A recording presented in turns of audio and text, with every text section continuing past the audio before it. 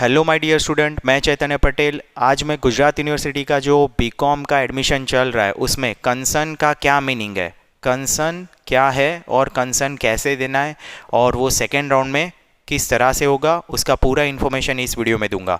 और साथ में आपको जो पेमेंट का जो पेंडिंग वाला इशू आ रहा है उसकी भी इन्फॉर्मेशन आपको देता हूँ। जिन जिन बच्चों को पेमेंट का पेंडिंग मैसेज शो हो रहा है उनको क्या करना होगा, इनिशिएट पेमेंट पे फिर से क्लिक करना है।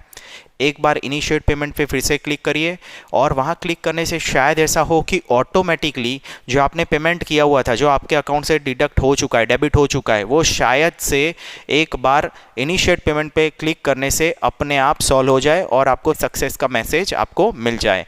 ये बात कई बच्चों को मैंने बताई और उन्होंने कोशिश करी तो ये पॉसिबल है, हो गया। मेरे कमेंट सेक्शन में आप देख सकते हो, किसी को मैंने रेकमेंड किया ये करने को और उनको हो भी गया है, तो मैंने सोचा पब्लिकली बता दिया जाए ये बात को, तो बहुत सारे लोगों को ये फ़ायदा दे सकता है। और ये बात मेरे एक बच्चे ने भी मुझे बताई सामने से फ़ोन करके कि सर मैंने ट्राई किया, आपने बोला था वेट करो, मैंने फिर से एक बार कोशिश करी पेमेंट पे क्लिक करने की, हो गया, तो बहुत बढ़िया है। अब देखो सबको इसका बेनिफिट मिल सकता है, ये चीज़ आप चेक करो। आपका शायद पेमेंट कल किया हुआ है और अभी भी पेंडिंग दिखा रहा है तो ये कर सकते हैं।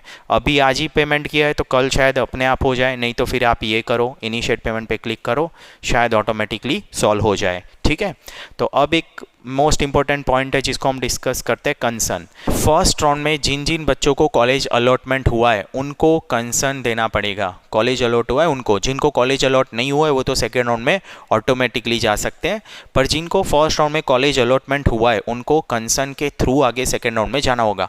अब कंसर्न का ऑफलाइन रिपोर्टिंग करते वक्त कई बच्चों ने पूछा वहाँ कॉलेज पे, तो वहाँ से उनको ये बताया गया कि उनको भी इन्फॉर्मेशन नहीं है, कॉलेज वालों को भी शायद इन्फॉर्मेशन किसी किसी कॉलेज पे नहीं है।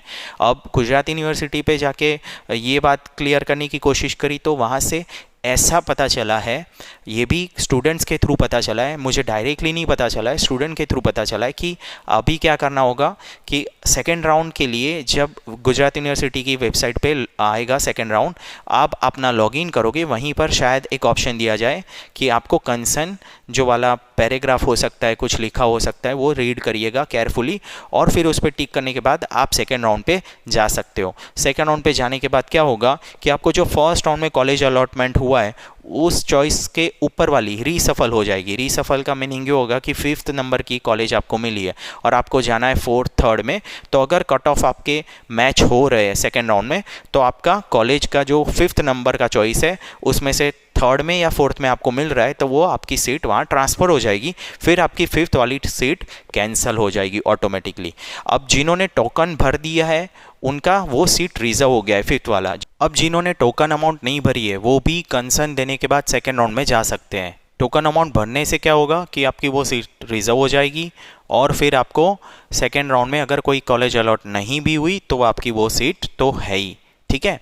पर आपने अगर टोकन अमाउंट नहीं भरा तो सिर्फ आपको सेकेंड राउंड में जो कॉलेज मिलेगी वही होगी, आपकी फर्स्ट राउंड वाली कोई भी सीट रहेगी नहीं, ठीक है। फिर आप उस पर क्लेम नहीं कर सकते हो, ये आपका कंसर्न होगा। और वो कंसर्न मैंने बताया किस तरह से हो सकता है कि जब सेकेंड राउंड स्टार्ट होगा आपके लॉगिन में ही ऑप्शन दिया जाए, आपको उस पर टिक करके आगे बढ़ना होगा। कंसर्न की बात सिर्फ जिनको फर्स्ट राउंड में कॉलेज अलॉट हुई है उन्हीं के लिए है। जिनको फर्स्ट राउंड में कोई कॉलेज अलॉट नहीं हुई है उनको सेकेंड राउंड ऑटोमेटिकली जा सकते हैं, कंसर्न नहीं देना पड़ेगा। अब यहाँ कई बच्चे सवाल पूछते हैं सर कॉलेज चॉइस करनी होगी क्या सेकेंड राउंड में फिर से। मेरा ऐसा मानना है कि जिनको कॉलेज पहले मिल चुकी है उनको कॉलेज चॉइस का ऑप्शन शायद गुजरात यूनिवर्सिटी फिर से ना भी दे। जिनको कॉलेज अलॉट नहीं हुई है फर्स्ट राउंड में उनको गुजरात यूनिवर्सिटी फिर से कॉलेजेस ऐड करने का ऑप्शन दे, चॉइस करने का ऑप्शन दे भी सकती है। और अगर सबको कॉलेज चॉइस करने का ऑप्शन देती है तो वो गुजरात यूनिवर्सिटी के ऊपर डिपेंड करता है, सेकेंड राउंड आएगा तब पता चलेगा, ठीक है। और एक इन्फॉर्मेशन आपसे शेयर करूंगा, कल लाइव सेशन में मैंने इन्फॉर्मेशन शेयर करी थी, अगर आपने मिस करी है तो अभी मैं आपको ये वाले वीडियो में बता देता हूँ क्या है वो इन्फॉर्मेशन। हम थर्सडे से लाइव सेशन स्टार्ट कर रहे हैं, थर्सडे 9:30 PM, थर्सडे 9:30 PM हमारा थर्सडे 30 तारीख है, 30 सितंबर 2021 9:30 रात को हम ये लाइव सेशन स्टार्ट कर रहे हैं। आपका जो बीकॉम का सेमेस्टर 1 है उसका अकाउंट सब्जेक्ट मैं पढ़ाना स्टार्ट कर रहा हूँ। थर्सडे लाइव सेशन होगा मेरा बीकॉम सेमेस्टर 1। मेरा फर्स्ट लेक्चर है यूट्यूब पे। ऑफलाइन में बहुत सारे लेक्चर ले चुका हूँ, मेरा यूट्यूब पे फर्स्ट लाइव लेक्चर है। और आपको जो सब्जेक्ट पढ़ाऊँगा वो होगा जनरल अकाउंटेंसी। जनरल अकाउंटेंसी के अंदर मैं आपको स्टार्ट करूँगा कंसाइनमेंट अकाउंट।